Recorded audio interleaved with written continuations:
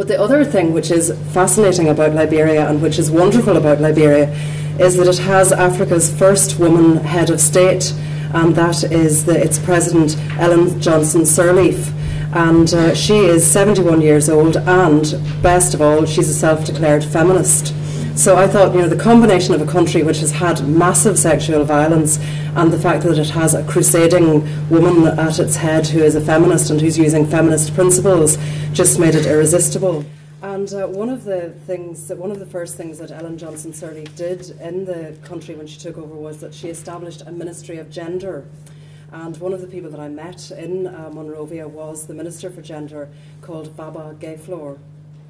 And Baba Gayflor is a very flamboyant woman who, when I met her, was wearing a fuchsia pink suit and the most incredibly high heels that I've ever seen, but she did kick them off before we spoke. To tell you the truth, the situation is very bad in Liberia, she says. They're waging a war on children. It's pathetic. Gayflor's department is charged with finding out about the use of sexual violence against women and children during the war, but also in its aftermath.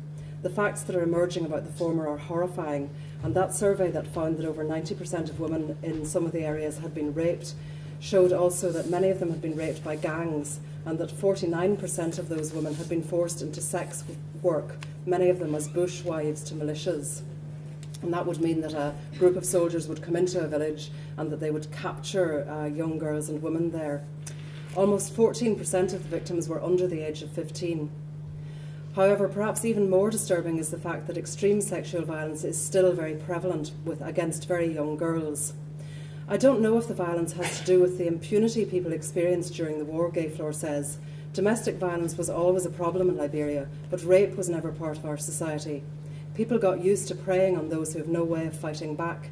Babies are being raped. People are sick. They haven't been able to rediscover themselves. Women must be empowered, she says, and men must be sensitised to the consequences of their sexual violence. Our approach, she says, is to try to empower women to become normal again by engaging them in productive activities, by ensuring they are part of society, by introducing education and training, by enabling them to understand their own potential.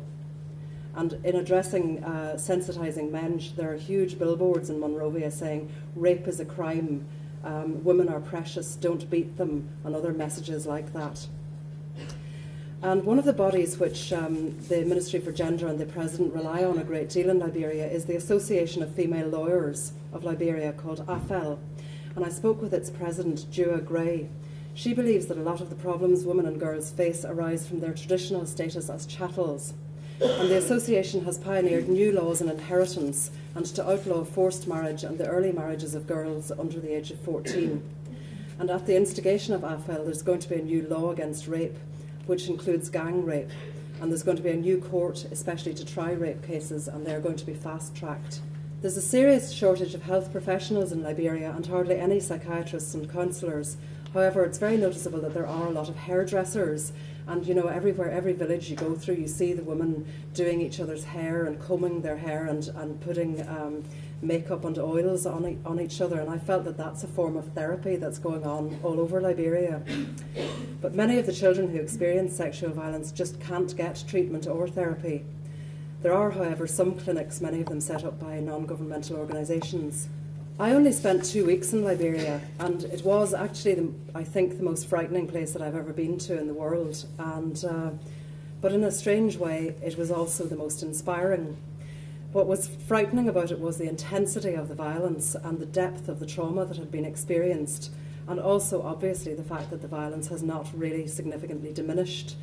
I know that a lot of the stories that I've told here today are very scary, but I can assure you that I have actually edited the stories that the women told me very, very severely, because some of the images I just felt, I don't want to be the person who has put these images into these lovely women's heads, who have come here to hear this. And that's another aspect of the work that feminists are doing in Liberia, is that they are themselves being deeply traumatised by the sort of stories that they're hearing from the women.